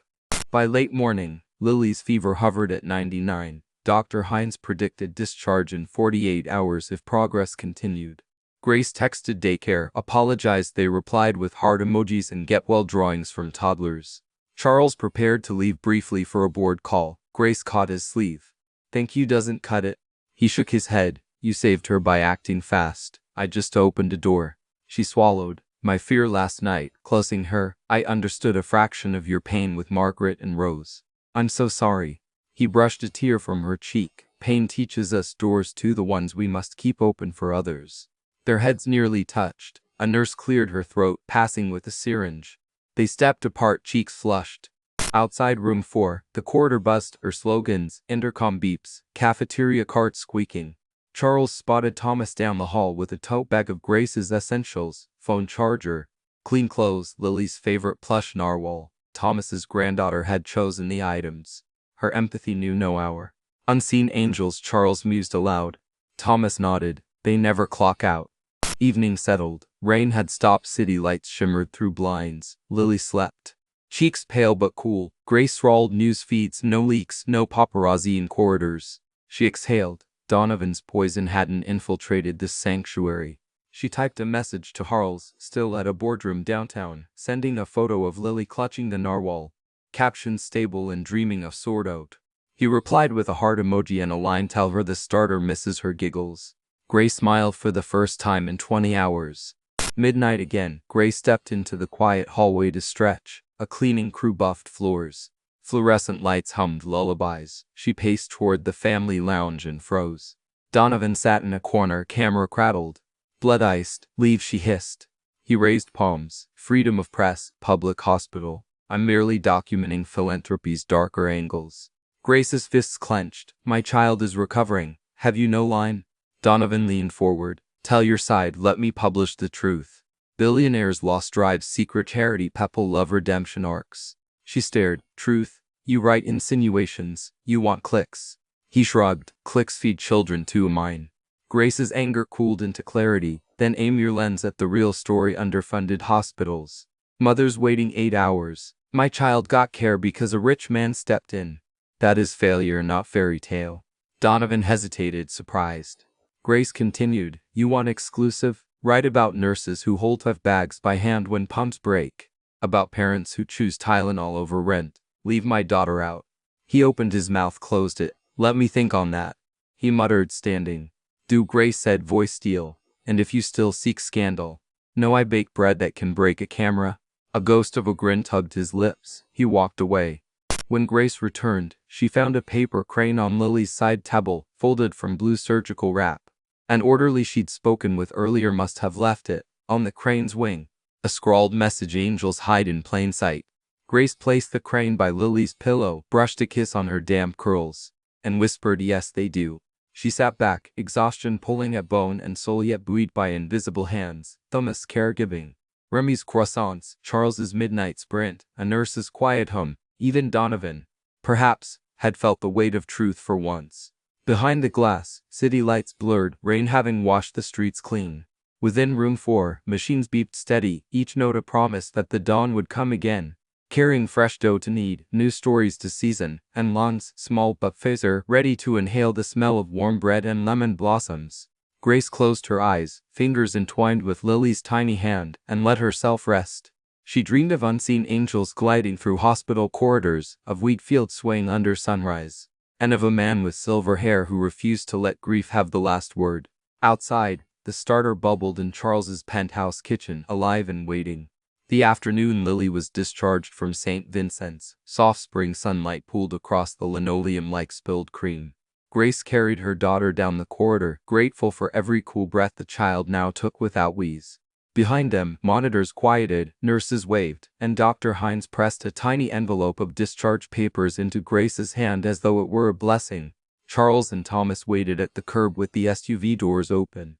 There were no flowers. Grace had asked for none, but someone had tucked a single yellow ribbon to the car seat handle. Bright as butter, promising ordinary days ahead, Thomas secured Lily's straps. Charles adjusted a sunshade with more tenderness than any board report had ever received. The ride toward Maple Residence was quiet. Grace sat in the back beside Lily, one palm resting atop the baby's knee as if anchoring the two of them to this new one's safety. Up front, Charles scrawled email after email, at each red flag subject line, reputation crisis, investor alarm, valuation risk. He simply forwarded to legal with the note, respond after 48 hours, family first. A single notification, though, made him flinch. Daily Metro breaking. He didn't open it. He already sensed the teeth marks. Still, as Maple Residence came into view, Charles cleared his throat. Grace, the press will keep circling. We may need to address them head on. Grace studied his profile in the rear-view mirror, lines deeper, eyes weary, but lit by resolve. Then we do it on our terms, she said. No more half-truths, full story or none. Charles nodded, agreed. Within hours the full story became unavoidable. The moment Grace carried Lily up the front steps, camera shutters machine gunned from across the street. Rick Donovan wasn't among them. Instead, 3 freelance paparazzi barked questions. Is the baby okay? Did Whitmore pay the hospital? Wedding date yet? Grace kept her gaze on the door. Thomas blocked most flashes with his broad shoulder while Charles dialed security. Once inside, the hallway echoed with Lily's small lash. Thought the camera lights were fireflies. Nothing more, but Grace's hands trembled as she set the infant inside, and Charles saw it. He placed a gentle palm on her elbow. Give me 48 hours. 48 hours for what? She whispered. To turn headlines into heartlands. The next morning, Whitmore Pier released a 4-sentence advisory. Mr. Charles Whitmore will appear on Fireside Tonight with Valerie Sloan this Thursday at 8 p.m. He will discuss his late family's legacy, the founding of Whitmore Culinary Institute, and recent misinformation regarding scholarship recipient Ms. Grace Harper. Neither Mr. Whitmore nor Ms. Harper will entertain further speculative interviews. We respectfully ask media outlets to honor a child's right to privacy. Within minutes, television producer smelled ratings sweeter than cream brulee. Fireside Tonight, known more for political showdowns than tearjerkers, promoted the upcoming segment in every ad block. Billionaire recluse breaks silence, glove, loss, and a loaf of bread. Investors panicked at the word love. Lawyers drafted caution. But Charles spent those 2 days rehearsing only one goal: honesty that a grandmother in Iowa would recognize as truth. Meanwhile, Grace returned to the Clantern's kitchen, Lily temporarily in daycare under strict germ protocols. Remy greeted her with uncharacteristic softness, pressing a cup of chamomile into her hands. "Kitchen kept your bench warm," he said. "Now knead your fears into the dough." Grace tied her apron, inhaled the yes-perfumed air, and began mixing. The proofing cabinet hummed like a contented at. Li's pneumonia had come and gone, but this machine still stood as a chrome sentinel of second chances. At lunch, staff clustered around a phone live-streaming stock tickers. Whitmore Hunt shares dipped 4% amid rumors of scandal. Grace wiped flour on her sleeve. "If bread fell that fast, we'd call it deflated," she muttered. Julio grinned. "But we're about to punch it down and shape it stronger, right?" Grace smiled back, struck by how baking metaphors now guided her entire vocabulary of hope. Thursday arrived with electric air. In living rooms across America, especially those occupied by women older than 65. The show's core audience, knitting needles paused, tea cooled, and remotes clicked toward Valerie Sloane's velvet-toned opening. Grace and Lily watched from their couch, lemon tree silhouetted against dusk. Thomas sat beside them at Charles's request, just in case the cameras outside grew bold. Lily bounced the plush narwhal between her knees, oblivious to satellite broadcasts. Studio lights faded in on Valerie, queenly in navy. "Tonight," she began, "a man whose technology has shaped our daily lives has chosen to talk not about money, but about morning and miracles." The camera cut to Charles. No flashy suit, used charcoal jacket, open collar. Margaret's silk scarf visible above his breast pocket. The nation leaned forward. Valerie's first question surprised him. Who was Margaret Whitmore? Charles's eyes glistened. "She was laughter that smelled like lilacs," he said. "She believed wealth was a river meant for irrigating deserts of despair." Across the studio, the control room stilled. This was language more poetic than spreadsheets. He spoke of Rose's next pony rides, bedtime songs, then the accident. The decade of hollow victories, the empty chair at his table. Viewers' comment feeds filled with candle emojis and single words: tears, grace, loss. Finally, Valerie leaned in. "Last month, inside your own restaurant, a young mother asked for leftovers. Why did that pierce you?" Charles inhaled. "Because love walked in wearing threadbare sneakers." He paused, letting the line settle. In living rooms. Then the story spilled. Grace's simple courage. Lily's mashed potato smile. The proofing cabinet. The scholarship determined solely by taste buds that told unvarnished truth. Valerie displayed one photo, Grace in chef whites, Lily beside the lemon tree. No glam filters, just joy. "Some call it a Cinderella tale," Valerie said. "Others label it manipulation." "Your response?" "It's bread," Charles answered. "Flour, water, salt, and time. You cannot fake fermentation. You either rise together or collapse." The line hit social media and neon tries together, trending within 16 minutes. Valerie closed. "Mr. Whitmore, what do you hope people learn tonight?" "That compassion doesn't require an asterisk," he said quietly, "and that mothers shouldn't need a billionaire to keep their children healthy." He looked directly into camera. "If you're moved, support your local clinic. Donate blood, teach someone to bake, do one small thing before dawn." He thanked Valerie, then added one unscripted sentence: "And if Grace is watching." The starter tripled in size. "Ready whenever you are." Back at Maple residence, Grace pressed a tissue to her eyes. Comments scrawled across the companion app: "I lost my husband too. Thank you for speaking. Donating to St. Vincent's now. Just hugged my granddaughter." Lily clapped at seeing Charles on screen. "Papa bread," she squealed. Grace froze. The child had never called anyone Papa. Tears blurred the room until Thomas steadied a hand on her shoulder. Outside, the paparazzi flashbulbs flickered less, as if brightness had moved indoors, leaving them nothing to chase. The next morning, national breakfast shows led with The Interview. Wall Street responded not with nosedives but a modest rebound. Analysts dubbed it the Whitmore sincerity bump. Cynics scoffed. Grandmothers smiled. Donovan, watching from a newsroom littered with crumpled drafts, realized his clickbait had expired. He opened a new document headlined "The Cost of Care: How a Hospital Chooses Who Gets Help." The first paragraph began, "On a Tuesday night in pediatrics, I saw a mother cradle a fevered child while cameras whirred outside." At the Clantern's pre-service meeting, Remy slapped the counter. "Tonight we bake 60 extra loaves. Owners of every women's clinic from here to the river or dining free. Courtesy of Mr. Whitmore." Staff cheered. Grace's bracelet glinted beneath fluorescent lights as she kneaded dough, knowing it would feed those who saved her daughter. By 7, the dining room buzzed with nurses, social workers, and M's more accustomed to cafeteria trays than fine crystal. They toasted with sparkling cider, not champagne. Shift duty soon. Grace circulated baskets of lemon-thyme bread, face glowing when a midwife declared, "This tastes like courage." In a corner booth, Charles watched his restaurant become a refuge rather than a showcase. He felt Margaret's presence in every laugh. When Grace reached his table, flour streaking her cheek, he stood. "Full house," she said. "Overflowing," he answered. They shared a moment amid the bustle. No cameras, just beating hearts. Lily, asleep upstairs in a makeshift nursery staffed by off-duty nurses, breathed easier than any spreadsheet could quantify. Days later, donations to community health centers tripled. Dries Together threads chronicled acts of kindness, a retired teacher stocking food banks, a teenage gamer crowdfunding inhalers for classmates, a quilting circle sewing baby blankets for Nias. Valerie Sloan's producers reported record female viewership ages 65 and up. Sponsors took note. Whitmore Pugh flagged hundreds of letters from grandmothers. "My dear, you remind the world that widows still have work to do," wrote Agnes from Des Moines. Another contained a recipe for rhubarb pie labeled for Grace, "Needs more sugar than life sometimes gives." Grace read each letter between classes, saving addresses for thank you notes penned in lavender ink. One stormy weeknight, as Lily napped and lightning stitched patterns across the skyscraper sky, Grace invited Charles to Tube for a homemade dinner, her first hosted meal. She served roasted chicken with sourdough stuffing, glazed carrots, and a timid bottle of supermarket Merlot. Charles sampled the stuffing, eyes widening, alive with starter tong and rosemary. Grace laughed, recipe courtesy of internet aunties.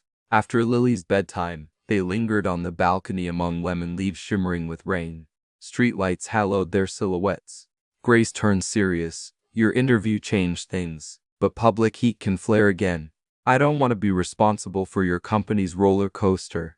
Charles shook his head. "Stock prices recover. Lost chances don't." He reached for her hand. Tentative. "Grace, I failed at living after Margaret died. You and Lily woke me." Tears threatened, but she squeezed back. "And you made space for us to breathe." Their foreheads touched. Thunder rumbled. For a heartbeat, the future leaned in absurdly close. A cry interrupted Lily, startled by thunder. Grace rose, but Charles placed a gentle hand. "Let me." He stepped inside, soothed Lily with a soft rendition of "You Are My Sunshine." Voice wavering yet earnest. The child settled, small fingers curling around his. Grace watched from the doorway, chest blooming with a feeling bigger than gratitude, bordering on love though neither dared to name it. Not everyone applauded. A fringe political blog claimed Whitmore's philanthropy masked tax shelters. An influencer sneered that Grace's acceptance speech at scholarship orientation, thanking angels and caprons, was scripted. The noise jabbed but never again cut bone deep, because headlines had met heartlines, and hearts once connected or stubbornly resilient. Whitmore Hunt stock closed the quarter up 10%, analysts citing unquantifiable goodwill.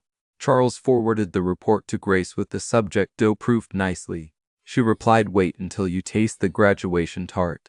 One Sunday morning, Maple residence yard filled with folding chairs. Neighbors gathered for a pop-up bake sale raising funds for St. Vincent's pediatric wing. Seniors from the building contributed blueberry muffins, kids iced cookies shaped like stethoscopes. Grace's lemon-thyme bread sold out first, but she kept one loaf hidden. When Charles arrived, fresh from a foundation meeting, tie loosened, she handed him the still-warm loaf wrapped in a linen towel embroidered with 3 initials L, G and C intertwined like wheat stalks. He unwrapped, inhaled, and broke a piece. Steam rose into crisp spring hair. He offered her half, but Grace shook her head. "You need to taste your own harvest." He ate, eyes closing, perfect crumb. Then he noticed writing on the towel's corner, "Every sunrise. A quiet gift, thank you." Charles's throat tightened. Without ceremony, he draped the towel around Grace's shoulders like a cape. "No," he said softly, "thank you for teaching me dawn still belongs to the living." The bake sale raised $11,000, enough for 5 new pediatric oxygen regulators. Dr. Hines attended, tears in her eyes when Grace presented the check. That night, Grace sent one final message to Donovan: "Sour grapes don't rise. Maybe try yeast." Included was a digital gift card to a local bakery apprenticeship program. Donovan replied with a single emoji, hands in prayer.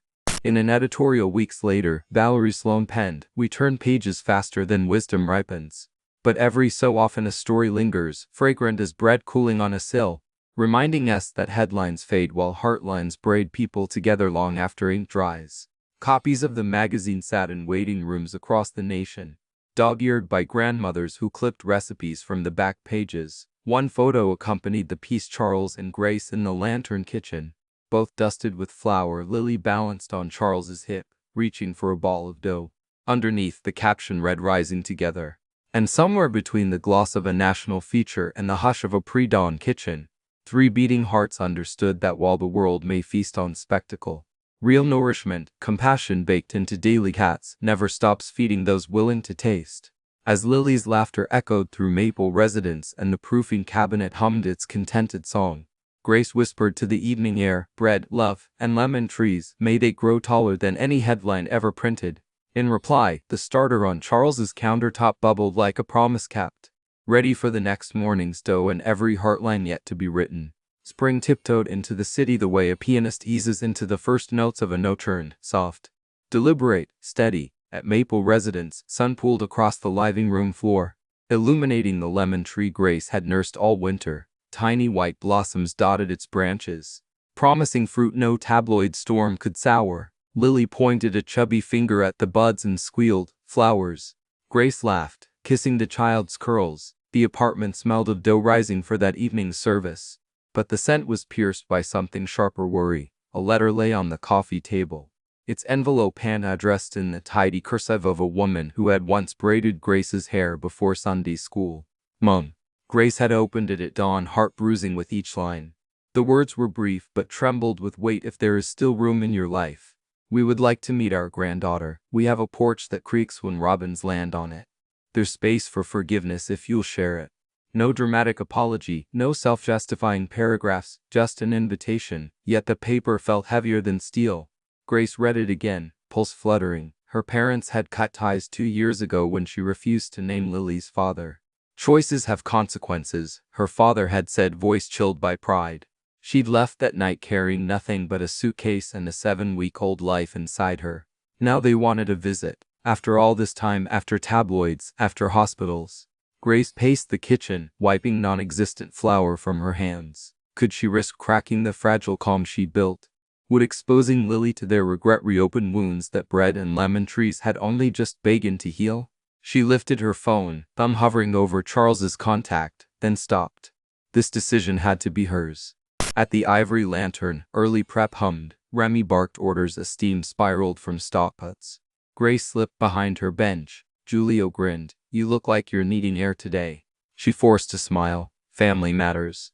Remy's sharp chef senses caught her unease. When the morning rush eased, he nudged her toward the alley for a break. "Spill," he said, lighting a cigarette he wouldn't smoke, used to prop for time in conversations. Grace told him about the letter. The chef listened, silent except for the scratch of the lighter wheel. When she finished, he flicked ash into a coffee tin. "Bread dough remembers every fold," he said. "So do families. The question is, will the remembering make the loaf stronger or tear it apart?" "I don't know," she whispered. Remy exhaled smoke like incense. "Go see. Take 2 days. Kitchen survives." "But service," he waved her off. "Bakery is science, forgiveness is art. Both need proofing time." Grace chuckled weakly, wiping mist from her eyes. "Thank you, chef." Thomas drove them out of the city at dawn 3 days later. Grace, Lily, and an overnight bag filled with more hope than clothes. Charles stood on the curb waving goodbye, his schedule packed with board calls but his heart pacing the SUV. He slipped a small envelope into Grace's palm before she climbed in. "Just in case," he said. Inside the envelope, 2 things: Margaret's favorite prayer card, "Let love be your legacy," and a prepaid phone card with unlimited minutes. Grace smiled through nerves. "I'll call," she promised. The highway unspooled like ribbon. Lily pressed her nose to the window, pointing at every passing cow. Grace rehearsed conversations with imaginary outcomes: her mother sobbing apologies, her father silent, her mother cold, her father contrite, both resentful. With each scenario, her stomach twisted tighter. Thomas glanced in the mirror. "Breathe, Miss Harper. The road is friendlier than memories." "Easy for the road," she muttered, but inhaled anyway. They turned off the interstate onto rolling hills dotted with red barns. Grace hadn't seen these fields since high school graduation. Familiar silos rose like watchtowers, guarding secrets and corn.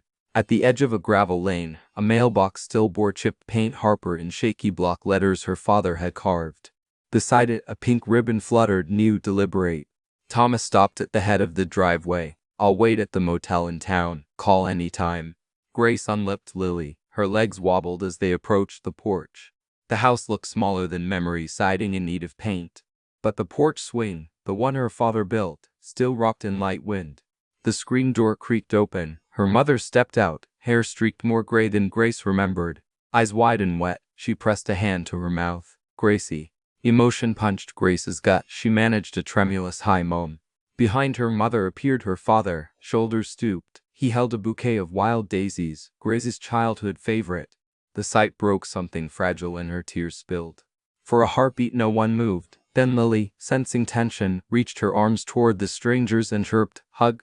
Grace's mother let out a sob, crossing the porch in 3 steps. She crouched, palms hovering just shy of Lily's cheeks. "May I?"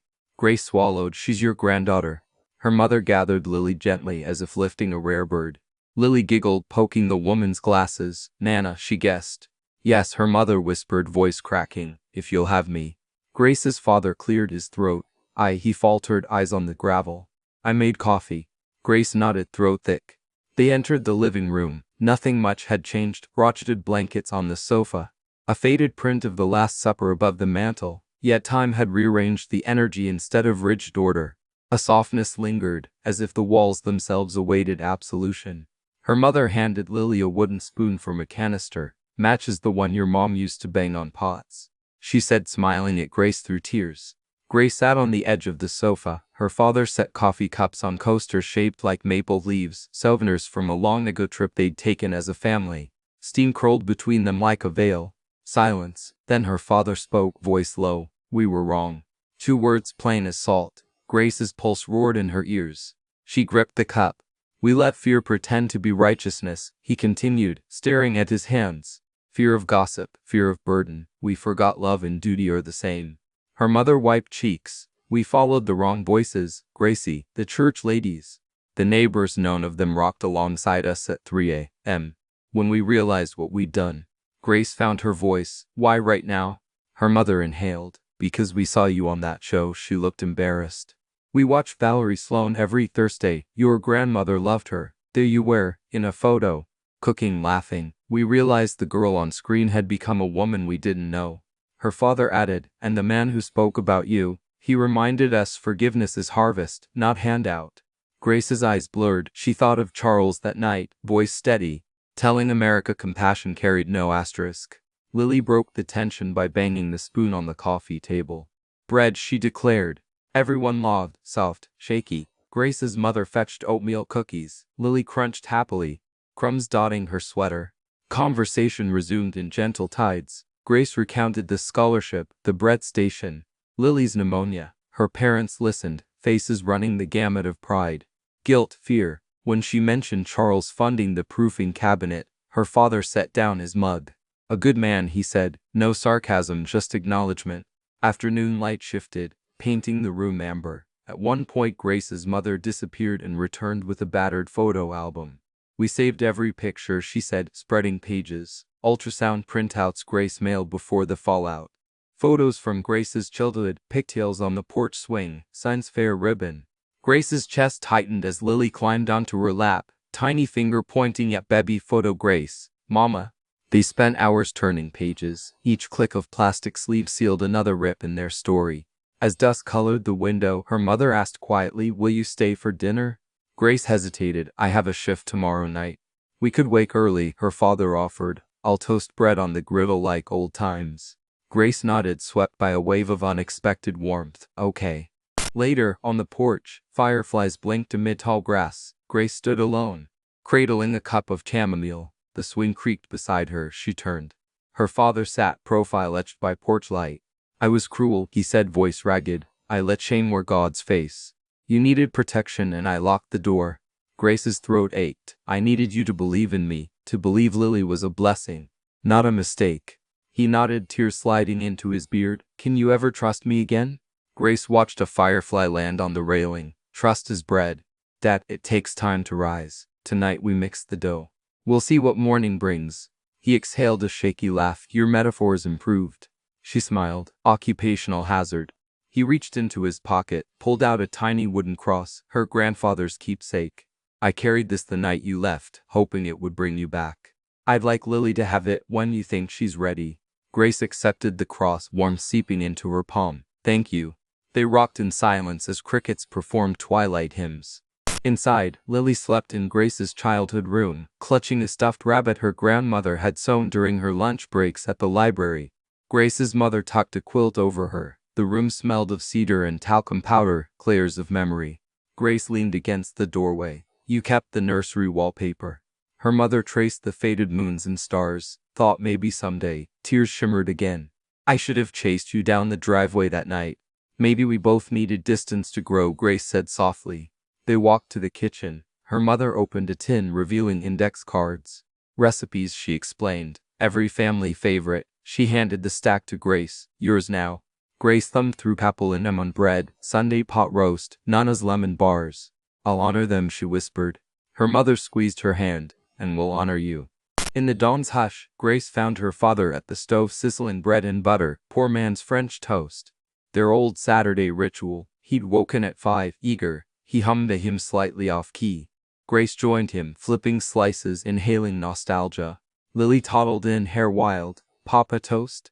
Grace stiffened. Papa. She glanced at her father. He knelt, smiling. Grandpapa toast. Lily grinned, satisfied. They breakfasted on buttery slices dusted with cinnamon sugar. Lily offered bites to everyone, declaring them yummy. Each time, Grace's heart swelled until it felt too big for her chest. After dishes, they packed the car. Her mother slipped a jar into Grace's tote, homemade strawberry jam. Sweetness for the journey, she said. At the driveway, farewells lingered. Her father hugged Grace with arms that once felt stern but now trembled. Doors open always, he said. Grace kissed her mother's cheek. I'll call. Weakly, her mother replied, smiling through tears. As Thomas steered down the gravel, Lily waved a wooden spoon like a scepter. Grace looked back. Her parents stood hand in hand beneath the porch light. Small figures but rooted like oaks. On the highway, Grace dialed Charles. He answered on first ring. You're safe. She exhaled a lawsome hybrid. Safer than I've been in years. She recounted the visit, the daisies, the bread, the forgiveness still rising. Charles listened without interruption. When she finished, he said, remember what you told your dad, trust is bread. Give it time, gentle heat. Grace smiled. Speaking of heat, I'm due at the Lantern by 3. Remy gave you the night off, Charles replied. He wants the flavors of forgiveness to settle before you serve patrons. Grace laughed. Is that your doing? Maybe. He paused, voice softer. Come to the penthouse terrace for dinner. Lily can play in the herb garden. I made lobster bisou, well attempted. Grace raised eyebrows at Thomas, who grinned in the mirror. We accept, she said. Evening draped the city in crow's gold when Thomas pulled into the building's private garage. Charles greeted them upstairs, apron dusted with paprika. Lily toddled straight to him, brandishing the wooden spoon. Cook. He feigned surprise. Chef Lily, welcome. While Lily explored planters of mint and thyme, Grace set the strawberry jam on the counter. Charles tasted a fingerful. Your mother makes jam like a poet. Grace's eyes shimmered. We all rose a little. They dined under string lights, Lily sipping watered-down bisque from a tiny mug. Afterward, they planted basil seeds Lily had pocketed from Grace's mother's garden. Lily patted soil, whispering, grow, grow. Grace watched Charles cover the pot with gentle taps. In that motion, she saw the same tenderness her father used flipping French toast. Circles closing, hearts mending. Later, with Lily asleep in a guest room and city lights twinkling, Grace and Charles sat on a porch swing he'd recently installed on the terrace, an homage to the one at her parents'. They rocked in near silence. Grace broke it. My dad asked if I could ever trust him again. I told him trust is bread. Charles squeezed her hand. And what is love? She turned, moonlight highlighting his silver hair. Love, she said, is the butter melting in. He smiled, eyes glistening. Then let's not fear the heat. They leaned in, foreheads gently meeting, neither rushing the moment, just letting it prove.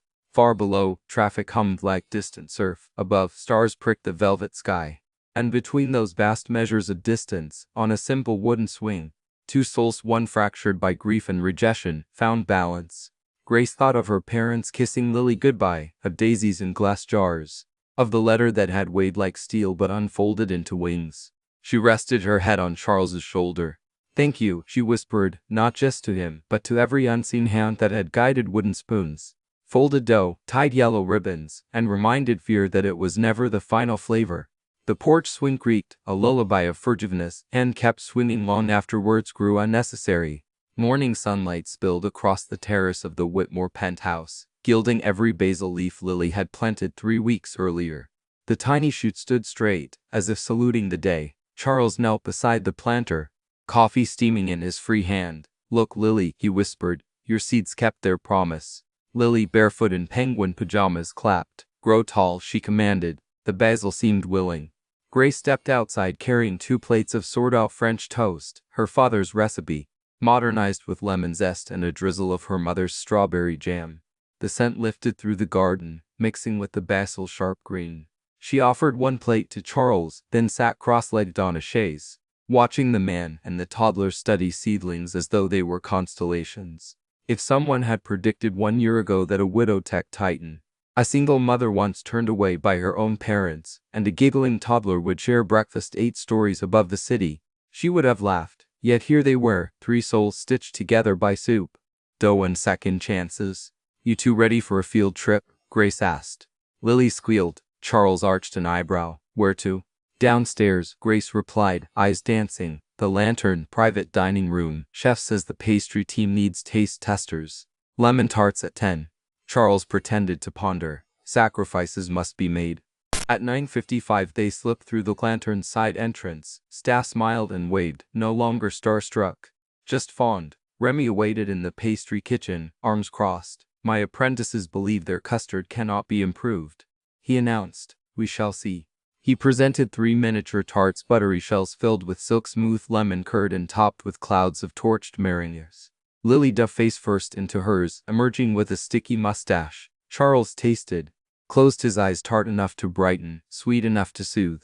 Grace suggested a fleck of sea salt to sharpen the finish. Remy grunted approval, scribbling notes. When tasting concluded, Grace excused herself to help the bread team. Charles lifted Lily onto a countertop, wiping her cheeks. "Chef Lily, verdict?" "Yummy," she declared, patting his tie. A server peeked in. "Mr. Whitmore, there's a woman in the lobby asking for you. Says it's about the scholarship program." Charles frowned. Appointments were scheduled, not impromptu. He set Lily on her feet.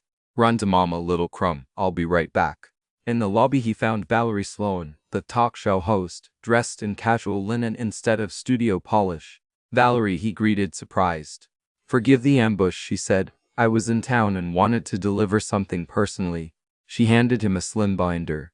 He opened it. Letters, this time from viewers under 25, students, interns, baristas, who had watched his interview and pivoted toward service careers. One page read, "I was headed for finance, but now I'm enrolling in nursing school because compassion doesn't need an asterisk."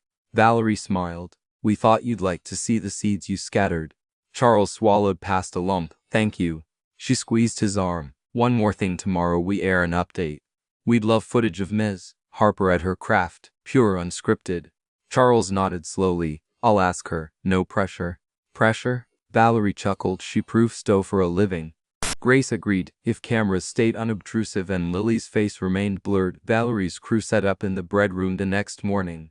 They filmed Grace stretching baguette dough, explaining window pane tests, laughing when Lily declared herself quality control. They captured Remy teasing, and Charles slipping in to sample a still steaming mini loaf, eyes shining with unhidden pride. The segment aired the following evening. Elderly viewers who had grown to love the saga felt as though they watched grandchildren succeed. Younger audiences found the authenticity refreshing amid influencer gloss. #BreadOverBuzz reached 1 million shares in 24 hours. Donovan, the one vicious pap, published his investigative piece on hospital triage inequalities. It went viral for all the right reasons. He sent Grace a link in one sentence: "Thank you for redirecting my lens." Grace replied with a selfie, her floor-flecked hand giving a thumbs up. Weeks ripened into summer. The Whitmore Culinary Institute's graduation ceremony filled a small amphitheater with families clutching sunflowers and elf phones. Grace, in white chef jacket trimmed with blue, marched across the stage to thunderous applause. Lily shouted "Mama" from Charles's lap. Remy whistled like a kettle. When the dean handed Grace her diploma, microphones picked up her whispered words for everyone who ever tasted hope in a spoonful of soup. The audience rose, tears unchecked. After commencement, a reception unfolded beneath white tents on the lawn. Lemon-dime bread formed towers at the buffet. Grace's parents arrived, reluctant at first but soon enchanted by the glow. Her mother hugged Charles, thanking him for believing in their daughter when they had not. Charles, ever humble, merely smiled. She carried her own light. I just shielded it from the wind. Lily toddled between grandparents and kitchen staff, wooden spoon, silver scepter. At one point she tugged Julio's pant leg. Dance, she demanded. The prep cook obliged, twirling her until giggles rang like wind chimes. Grace watched, eyes misty, as all the disparate threads of her life wove themselves into a single tapestry of belonging. That night, Charles invited close friends to the penthouse for a quiet celebration. Candles flickered against floor-to-ceiling glass. On the dining table rested a single cover dish. Grace lifted the lid, a perfect sword opal scored with a wheat motif. The crust glowed mahogany. She gasped, "You baked." "I followed your handwritten instructions," Charles said, cheeks tinging pink, fed the starter, timed the folds. Grace tore the cloth, shattering wrinkles, and tasted. The crumb was open, moist, subtly tangy. She set down the slice, eyes glimmering. "It's beautiful." Charles cleared his throat. "Bread is patient, you told me, so I've been patient." He reached into his pocket, producing a small velvet box. Gasps rippled around the table. Remy elbowed Julia, whispering about time. Charles rose, knees protesting only slightly. He opened the box inside. A simple gold ring engraved with a tiny lemon blossom and a stalk of wheat intertwined. "Grace Harper, you asked for leftovers the first night we met. Tonight I ask for a lifetime of first tastes. Will you marry me?" Time seemed to hold its breath. Grace covered her mouth, tears spilling freely. Lily, picking up on the emotion, perked. "Say yes, Mama." Grace laughed and nodded furiously. "Yes, 1,000 times yes." Applause, cheers, and Remy shouting, "To the brioche of love," filled the room. Charles slipped the ring onto Grace's floor-scarred finger. Perfect fit. Lily insisted on wearing the velvet box as a hat. No one stopped her. Wedding planning began the next day, but neither wanted grandeur. They chose the city botanical garden, open air. Lemon trees and terracotta pots lining the aisle, bread baskets instead of floral and trapezes. Invitations printed on seed paper promised guests that after witnessing vows, they could plant hope at home. The morning of the ceremony, Grace's father escorted her through rows of friends, family, healthcare workers, and culinary classmates. The sun misted through the trees, dappling everyone in gold. Lily, now steady on her feet, preceded them, scattering wheat grains from a small pouch. Charles waited beneath an arbor woven from olive branches. When Grace joined him, he whispered, "Sunlit promises, my love." The minister asked them to share personal vows. Charles spoke first. "Margaret and Rose taught me to love. Losing them taught me to listen. You, Grace, taught me to live again." Grace followed, voice steady. "You opened a door so my daughter could breathe. And in that breath I found room to dream. Together we turned leftovers into beginnings." They exchanged rings. The minister pronounced them husband and wife. Lily shouted, "Family," and the guests erupted in cheers that ricocheted off greenhouse glass. At the reception, long tables overflowed with every bread imaginable: baguettes, pita, challah, rosemary vodka paired with jams, oils, and Remy's no famous lemon tarts. Guests tore, dipped, fed one another. Donovan filmed a mini documentary for charity. Valerie Sloan danced with Grace's father to an old Ella Fitzgerald tune. Toward sunset, Charles linked a glass instead of a bouquet toss. He announced, "We're gifting something else." Staff wheeled out carts stacked with starter jars, each labeled "Begin Again." Guests were invited to take one, along with Grace's handwritten recipe card. 80 jars disappeared in minutes. Elderly aunts, teenage cousins, hardened investors, everyone left with the same bubbling potential for bread and, perhaps, renewal. Months later, the lemon tree on the penthouse terrace bore its first fruit, small, oblong, bright as dawn. Grace plucked one, inhaled its perfume, and passed it to Lily, who promptly tried to bite through the rind. Charles laughed, swooping her up. "Patience, little crumb. Let Mama bake it into something magical." Grace did a lemon basil chiffon cake served at the grand opening of Whitmore Harper Community Kitchen, a nonprofit culinary school offering free classes to single parents and seniors. The crib on cutting drew local news but felt intimate. Grace's mother handed scissors to Lily, who snipped with determination while the crowd cheered. Inside, shiny steel workstations awaited. On one wall, a mural depicted a loaf rising, its steam forming the words "Kindness feeds." Above the entrance, engraved in maple, was Margaret's mantra, "Let love be your legacy." During the first class, Grace taught a group of gray-haired retirees to knead dough. Charles manned the dish pit, sleeves rolled. Lily toddled between stations distributing fist bumps. When the ovens finally opened, the room filled with a fragrance that hushed chatter, a hush broken only by sighs of delight and maybe a tear or two. One participant, a widower named Frank, tasted his first loaf and whispered, "Feels like my wife's kitchen again."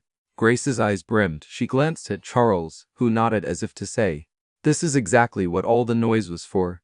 On their first anniversary, Grace and Charles returned to the Ivory Clanterns Table 9, no unofficially dubbed the beginning.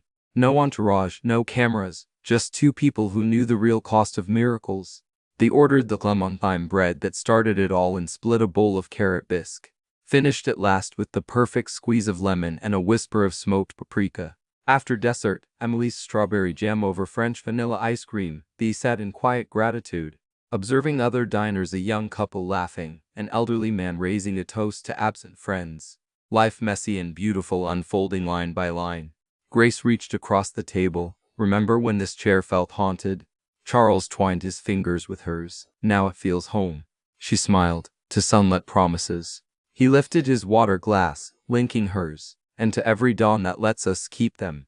High above the city, traffic lights winked and skyscrapers gleamed, but here at Table 9, the most brilliant glow came from two rings catching candlelight and a simple loaf of bread, proof that when compassion rises, it can feed the whole world. Lily, dozing against Grace's shoulder, stirred. She murmured a single drowsy word, "Hope," then slipped back into sleep. Grace pressed a kiss to her daughter's brow, eyes shining. Charles squeezed their joined hands. And in that gentle, ordinary moment, no cameras, no hashtags, they knew the story that had begun with leftovers had become a feast, one that would nourish every tomorrow to come.